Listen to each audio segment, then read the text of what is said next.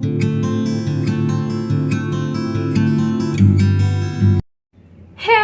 Guys, welcome to all self pharma tutorial again.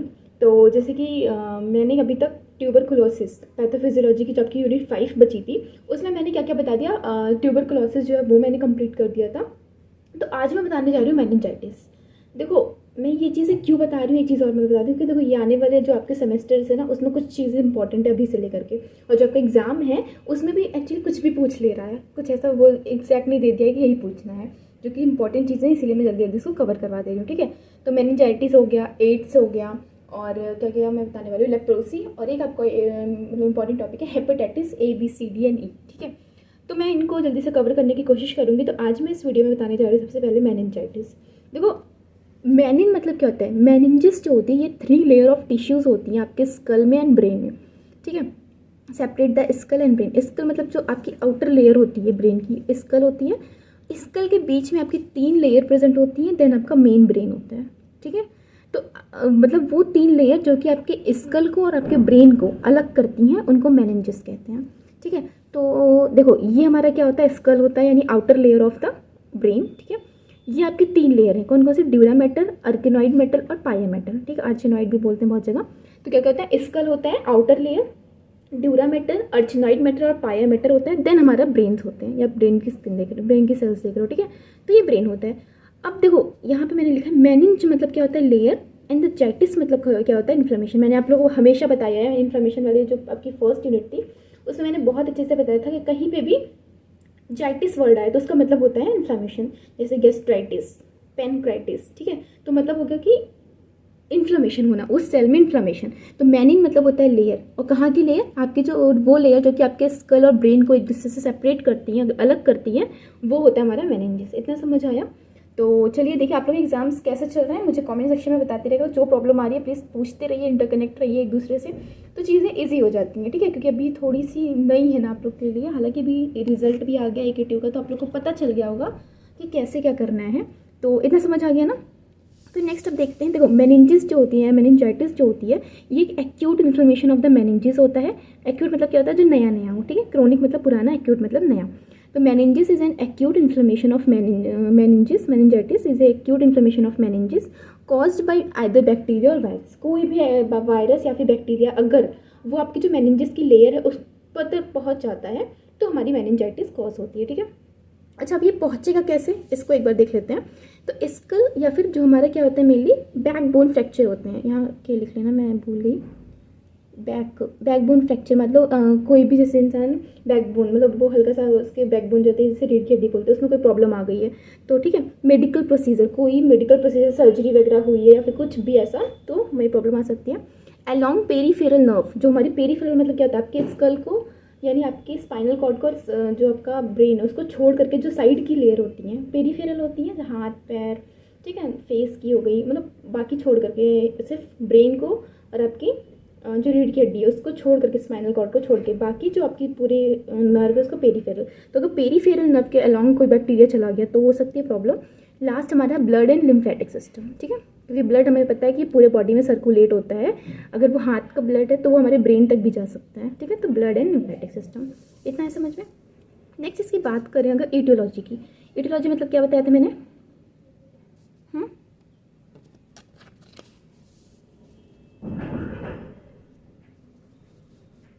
Aetiology मतलब होता है कॉजेज। तो बैक्टीरिया इन्फेक्शन जो होता है, जैसे कि मान लो उसकी वजह से होता है बैक्टीरियल इन्फेक्शन, जैसे कि हमारे नेजेरिया मेनिंजाइटिस, स्ट्रेप्टोकोकस निमोनिया, ये हमारे एग्जाम्पल हैं किसके, बैक्टीरिया के। ठीक है, बैक्टीरिया इन्फेक्शन के।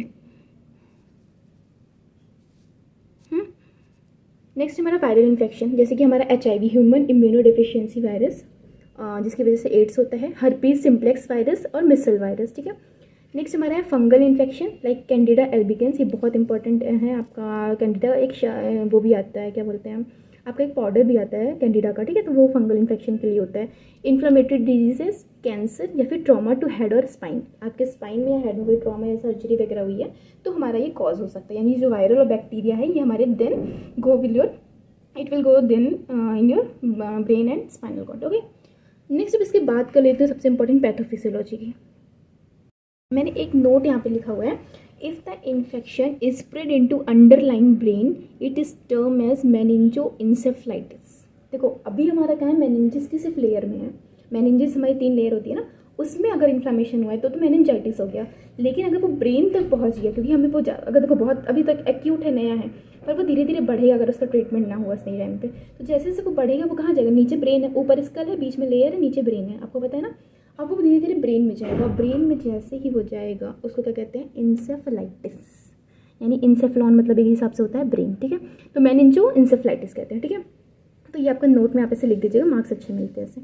नेक्स्ट हमारा पैथोफिजियोलॉजी, देखो बहुत ईजी है, बस एक बार देखना है, बहुत ईजी है, ठीक है। देखो सबसे पहले बैक्टीरिया है, वो इंटर करता है हमारे कहाँ पे, रिस्पायरेटरी ट्रैक में, रिस्पायरेटरी जैसे लंग्स वगैरह हो गया, आपका नसल हो गया, ठीक है, इंटर कर गया मान लो। अब बैक्टीरिया क्लोनाइज होगा इन नेसोफेरिंग्स, मतलब जो आपकी नाक है, नेसोफेरिंग्स मतलब वही, वहाँ पे क्लोनाइज मतलब इकट्ठे होंगे बहुत सारे, ठीक है। फिर वो इंटर कर जाएगा blood circulation through the crossing mucus lining, आपकी जो ब्लड है, क्योंकि देखो हमारे नाक में भी ऐसे बहुत सारे हेयर्स होते हैं, उनका मेन फंक्शन क्या होता है कि वो रिमूव करते हैं कोई भी बाहर के पार्टिकल आते हैं, तभी हमें तुरंत छींक आ जाती है जब हम धूल वगैरह में जाते हैं, ठीक है। तो क्या हो रहा है, bacteria enter the blood circulation through the crossing mucus line, mucus line को क्रॉस करके कहाँ आ गया, वो ब्लड में आ गया। Bacteria in blood invade cerebrospinal fluid in spinal cord, यानी बैक्टीरिया ब्लड में गया और इन्वेड मतलब आक्रमण करेगा कहाँ पे, जो हमारा CSF होता है, सेरिब्रो स्पाइनल फ्लूइड प्रेजेंट होता है आपके स्पाइनल कॉर्ड में। मेनली इसका काम क्या होता है, सेरिब्रो स्पाइनल फ्लूइड जो होता है ये विस्कोसिटी जो होता है मेंटेन किया रहता है कि मतलब एक हिसाब से थोड़ा सा चिपचिपा होता है, जिसकी वजह से ना कोई प्रॉब्लम मतलब ऐसे नहीं आती। तो सेरिब्रो स्पाइनल फ्लूइड जो होता है उस पर आक्रमण करता है ये बैक्टीरिया और spread into the membrane of the brain and cause the invasive inflammation treatment. जैसे फिर वहाँ पे क्या होता है, जो ब्रेन की मेम्ब्रेन होती है यानी वही 3 लेयर, उस पर जाके अटैक करता है और वहाँ पे क्या करता है, इन्फ्लामेशन का क्या कहते हैं, स्वेलिंग हो गया, एडमा, रेडनेस, ये सब कॉज करता है, ठीक है। फिर अब देखो स्वेलिंग जैसे जैसे वहाँ पे बढ़ने लगती है तो हमारा जो CSF होता है ना, सेरिब्रो स्पाइनल फ्लूइड, वो भी कम होने लगता है।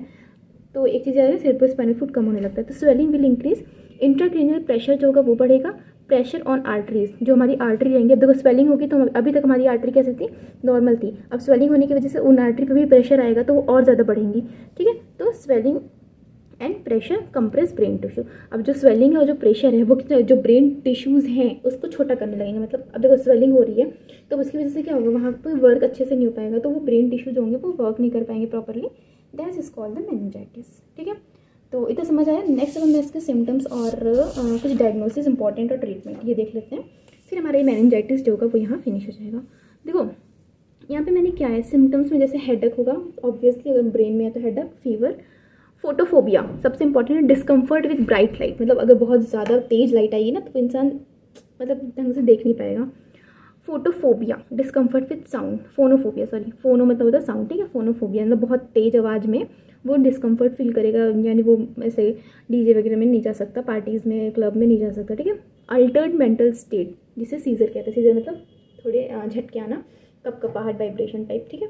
तो मेंटल कंडीशन, क्योंकि वो ब्रेन की प्रॉब्लम है, ठीक है, तो वो होना ही है ये सब, जिसे न्यूरोलॉजिकल प्रॉब्लम्स बोलते हैं। नेक्स्ट इसकी बात करूँ तो डायग्नोसिस में देखो एक होता है कर्निंग साइन। कर्निंग साइन में क्या होता है, मान लो कोई पेशेंट है, उसको मतलब पर्सन है, उसको हम लोग लिटा दिए, सीधा लेट गए, ठीक है। अब लेटने के बाद जो उसका बैक फेस है उसको हम ऊपर करेंगे, मतलब वो हल्का सा अपना, जैसे हम लोग तकिया लगाते हैं ना, ऐसे पिलो वगैरह लेते हैं, तो उसको हल्का सा ऊपर करेंगे अपवर्ड, एंड उसका जो लेग होगा, राइट लेग, उसको हम लोग थोड़ा सा घुटने की ओर लेकर के आएंगे 90 डिग्री पे। जब 90 डिग्री पे हम लोग मोड़ेंगे तो क्या होगा, उसको बहुत तेज़ से बैक पेन स्टार्ट हो जाएगा। तो हमें एक चीज़ पता चल जाती है कि तो ये इसको कहते हैं कर्निंग साइन, आपको स्क्रीन पे मैं दिखा दूंगी, दिख रहा होगा आपको, कर्निंग साइन ये होता है, ठीक है। एक दूसरी डायग्नोसिस होती है जिसे ब्रेंजिस्की साइन बोलते हैं, ब्रेंजिस्की साइन। इसमें क्या होता है, जो पर्सन होता है उसके फेस को ऊपर की ओर लेके जाते हैं, and has their neck support and flexed, उसका जो हेयर मतलब जो नेक है मतलब गले का पार्ट, उसको सपोर्ट कराते हैं और फ्लेक्स कराते हैं विद नी और हिप, इस कॉलम। तो वो क्या करता है, ऑटोमेटिकली फ्लेक्स करना, मतलब अपने आप ही क्या करेगा, जो उसका गर्दन वो रहेगा गला, वो अपने आप ही झुक जाएगा आपके नी की ओर, ठीक है। तो ये आपका होता है ब्रेंजिंग साइन, ठीक है। तो ये 2 साइन जो होते हैं डायग्नोसिस के लिए इंपॉर्टेंट है, आप लोग ध्यान रखिएगा। अब लास्ट हमारा इसमें है ट्रीटमेंट। ट्रीटमेंट में मेनली क्या है, स्टेरॉइड दिया जाता है, स्टेरॉइड, ठीक है, जैसे कॉर्टिकोस्टेरॉइड हो गया और बहुत सारे ऐसे आते हैं इनहेलेशन वगैरह। तो एंटीवायरल ड्रग्स दी जाती हैं, क्योंकि वायरस है अगर पहुंचा तो एंटीवायरस, एंटीबैक्टीरियल वैक्सीन को, जैसे कि नेज़ेरिया मेनिंजाइटिस, ठीक है, तो ये वैक्सीन होती है। और लास्ट हमारा है प्रोफाइलेक्टिक एंटीबायोटिक, ठीक है। तो प्रोफाइलेक्टिक मतलब क्या होता है, आप लोग एक चीज़ पता है, 2 चीज़ होती है, मैं ना थोड़ी थोड़ी टर्म आप लोग को क्लियर कर देती हूँ। देखो प्रोफाइलेक्सिस होता है और एक ट्रीटमेंट होता है। तो ये होता क्या है, देखो प्रोफाइलेक्सिस मतलब प्रो मतलब कुछ पहले का बोलते, प्रो मतलब प्रोफाइलेक्सिस मतलब कि आपका जैसे कोई वायरस है, उसके बचाव के लिए पहले से कोई चीज़ दी जा रही है, वो हो गया प्रोफाइलेक्सिस। लेकिन वो हो जाने के बाद अगर कुछ दिया जा रहा है तो वो होता है ट्रीटमेंट। ठीक है, तो ये होता है प्रोफाइलेक्सिस और ट्रीटमेंट में डिफरेंस। मतलब उसको बचाने के लिए स्टार्टिंग से कोई चीज़ दी जा रही है तो वो हो गया प्रोफाइलेक्सिस, और अगर ट्रीटमेंट बाद में अगर कोई चीज़ दी जा रही है तो वो हो गया ट्रीटमेंट।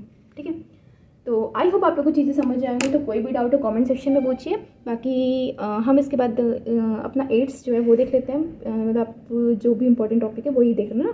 तो हम एड्स देख लेंगे, उसके बाद फिर लेप्रोसी बचेगा और लास्ट में हेपेटाइटिस। ठीक है, तब तक के लिए टाटा बाय बाय, जय हिंद जय भारत।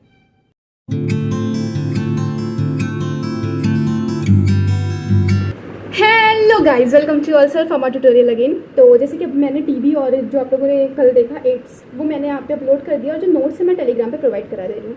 तो आज मैं बताने जा रही हूँ लेप्रोसी थोड़ा सा इंपॉर्टेंट हो जाता है, इसलिए मेन कैसे पूछेगा मैं पहले ये बता दूँ। देखो, या तो पूछेगा डायरेक्ट लेप्रोसी की pathophysiology, right the pathophysiology of leprosy.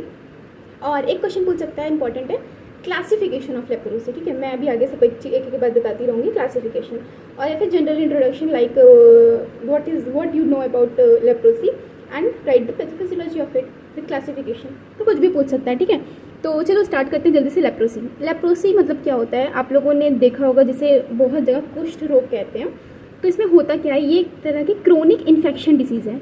Chronic मतलब देखो, हम लोगों ने जो पहले टीबी पढ़ा था वो कहीं ना कहीं एक हिसाब से एक्यूट था, पर हमारा जो लेप्रोसी होता है ये क्रोनिक यानी पुरानी हमारी इन्फेक्शन यानी किसी बैक्टीरिया वगैरह या फिर वायरस किसी से हो रही है। तो किससे होती है, चलो देखते हैं। ये किससे होती है, caused by the Mycobacterium leprae. ठीक है, मायोबैक्टीरियम लेप्री। और ये एसिड फास्ट, जैसे कि आप लोगों ने उसमें पढ़ा था, जोएल नेल्सन टेक्निक की जाती है फॉर टीबी, उसी तरह ये भी हमारा एसिड फास्ट होती है और इसके लिए भी जोएल नेल्सन डिमॉन्स्ट्रेशन के लिए किया जाता है।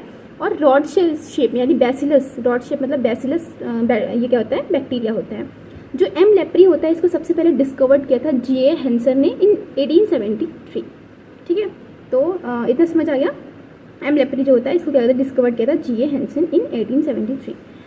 तो इसके साइन एंड सिम्टम्स में आप लोग को तो इतना पता ही होगा कि स्किन लीजन बहुत ज़्यादा देखने को मिलते हैं, मतलब छोटे छोटे स्किन में पैचेस देखने को मिलते हैं। और ये मेनली कहाँ पे होता है, अफेक्ट करता है जो अपर रिस्पायरेटरी ट्रैक होता है। मतलब दो होता है ना, अपर और लोअर रिस्पायरेटरी ट्रैक। तो अपर यानी जब आपका जो म्यूकोसा होती है, और म्यूकोसा मतलब जो आपकी स्किन की लेयर होती है, तो अपर रिस्पायरेटरी ट्रैक जो होता है वहाँ पे। और दूसरा होता है पेरिफेरल नर्व, मतलब साइड की जो मतलब वही स्पाइनल कॉर्ड को और ब्रेन को छोड़ करके जो आउटर लेयर होती है उनमें हमारा मेनली ये अफेक्ट करता है और स्किन लीजन कॉज करता है।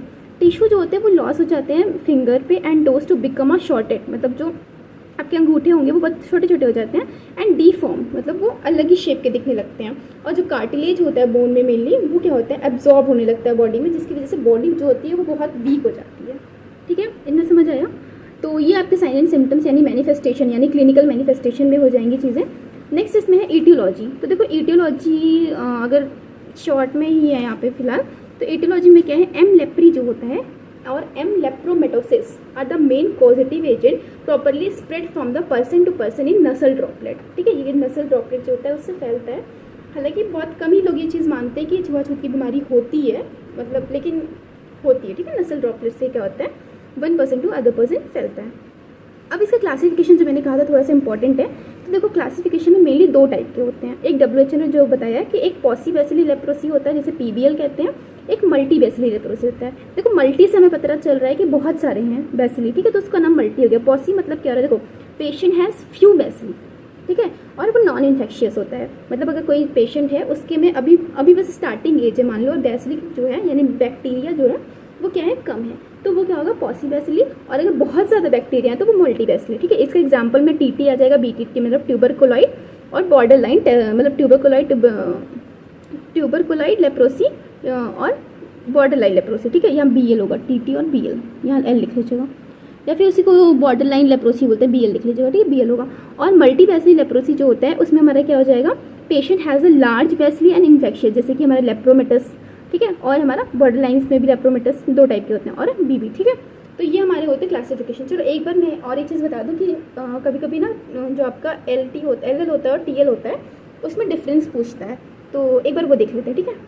कोलाई लेप्रोसी होता है और लेप्रोमेटस, ये 2 टाइप की होती है, आप लोगों ने देखा। तो हमारी जो टीएल थी वो हमारी क्या थी, पॉसिबली थी, यानी उसमें बैसिलस कम थे, और जबकि हमारी जो एलएल थी यानी लेप्रोमेटस लेप्रोसी, उसमें मल्टीवेसली यानी मल्टीपल बहुत ज़्यादा हमारे बैक्टीरिया माइकोबैक्टीरियम लेप्रोसी जो है वो प्रेजेंट थे, लेप्री जो है वो प्रेजेंट थे। तो देखो अब इसका जो डिफ्रेंशिएशन करना होगा उसमें आपको कैसे लिखना है, एनेस्थेटिक पैचेस, इसमें मतलब क्या होता है, बहुत कम पैचेस दिखते हैं, मतलब थोड़े बहुत दिखेंगे, बहुत ज़्यादा नहीं दिखते, पर इसमें क्या होता है, जो स्किन होती है वो आपस में डिफ्यूज जाती है, नहीं पता ही नहीं चलता कि किधर हमारा पैच है और किधर नहीं, मतलब हर तरफ से दिखने लगते हैं।